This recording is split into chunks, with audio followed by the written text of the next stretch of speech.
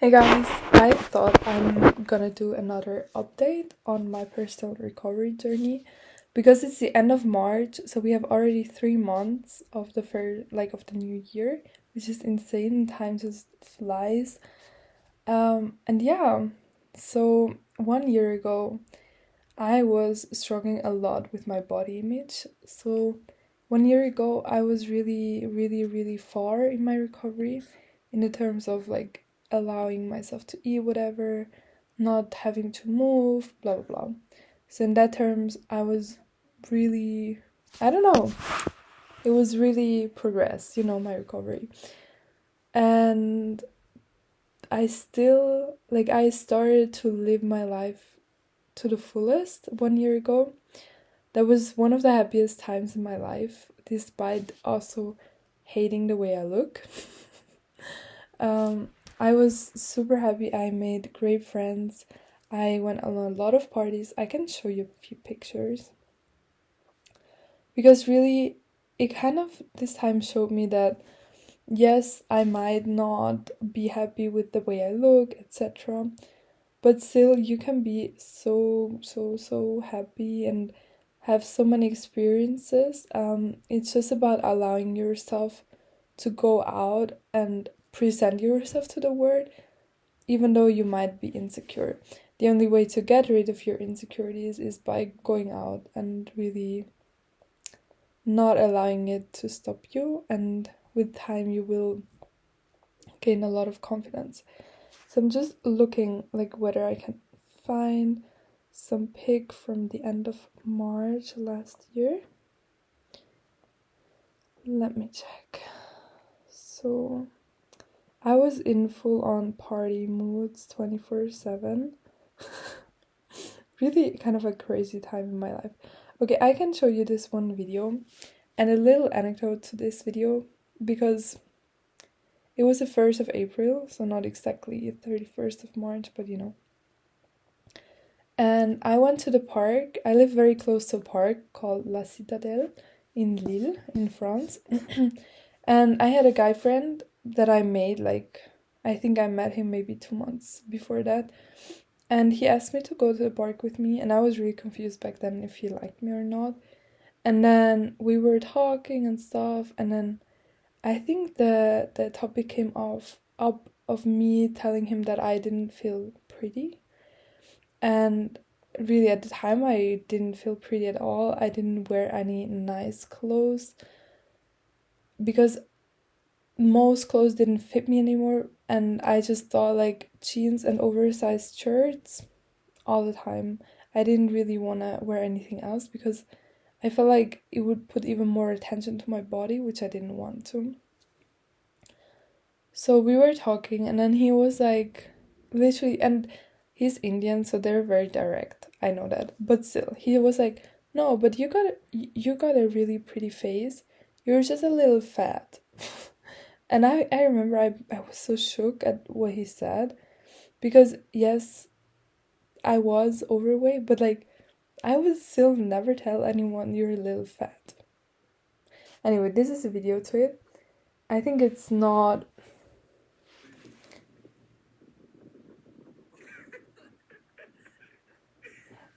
That was the park also. Maybe I can show you another picture because sometimes on pictures I really don't look. Yeah, I look like that. I was just very very curvy. But it's not someone where on the street you will look at them and think, damn, okay, they're really big, because I'm very tall and it just really really distributed a lot. It went a lot into my legs, which is luckily kind of the beauty standard.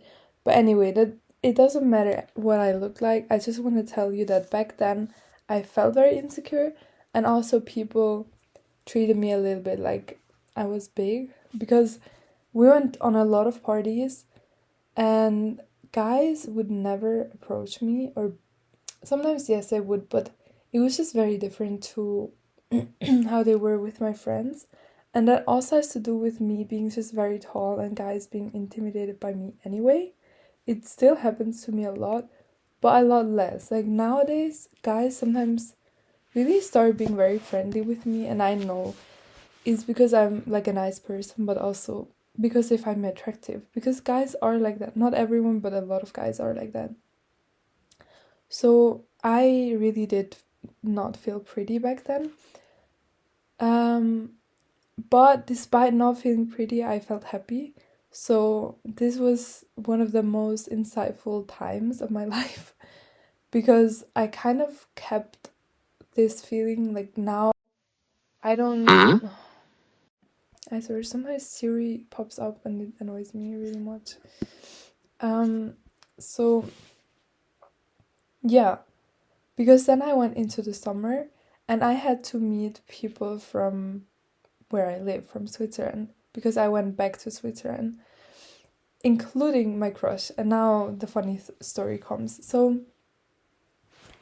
back then, like in my ED and in my quasi recovery, I also had to do a lot with my crush because I always liked him. But he never paid attention to me. And yeah, even though like I always liked him, I was too insecure to tell him anything. And back then I was very, very pretty according to beauty standard. And then I came back from France. I was being so confident, so happy. Like people would literally call me a ray of sunshine because I was just always in a good mood and energetic because I felt like I got the life back inside of me through all the energy in recovery. And so I came back and I definitely didn't look that great, which also doesn't matter, you know. But I came back and I was just being so happy, so confident that he started being interested in me despite me really looking worse than ever before, objectively. But I'm guessing that just because I was so much more confident and so much more radiant, I still was so much more attractive, you know? And I was finally able to actually express myself and be myself around him. So he is extremely shy, I told you many times. So he wouldn't actually be very obviously interested, but I talked to him about it. So in the summer, when I came back, I worked at a place for like 2 weeks, and then I kind of told him, and he was on holidays because he quit his job to then start studying in September. And so I was telling the group like that I was working there, and then he immediately told his friend, his best friend, like, let's go and visit her. And back then I was so shook about like what the fuck. And then I asked him last weekend why he did that back then because I always find it very interesting. And he told me that he wasn't like obviously interested in me, like he didn't really realize it, but he's guessing that it was just like a moment where he just did whatever he was feeling like he wanted to do, one of the rare moments. So I came back, and that was maybe a month after me coming back, and we didn't really have that much to do with each other. And he was so hooked on me because of my new me and my new energy that happened. And from then on, the interest was bigger and bigger and whatever. But it's just so funny to me that my biggest insecurity was really not that important. And I'm telling you, for you, there's gonna be a lot of people that will judge you for gaining weight. That's a fact. But in the end, literally, sometimes recovery can bring you the opposite. Like, of course, you know that the goal is being happy, blah, blah, blah.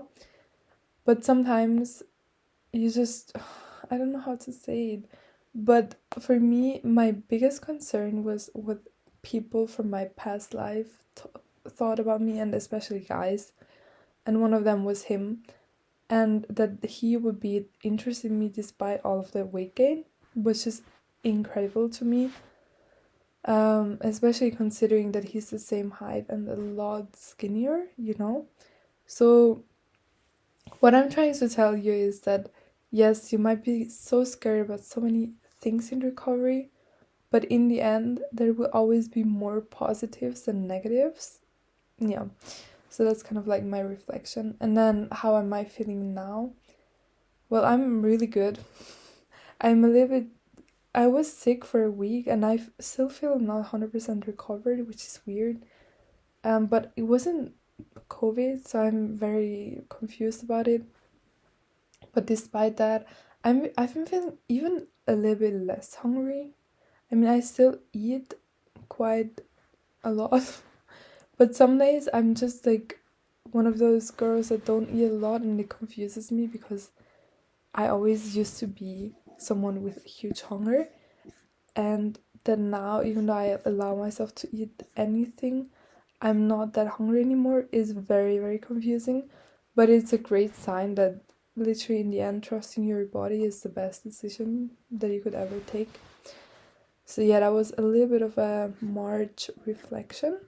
And yeah, I hope you could take something from it and I could reassure you in your recovery because again, you might be scared about so many things like I was, and in the end, they're gonna turn out to be the opposite.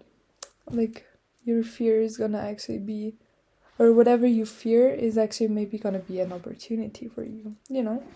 So, yeah, bye.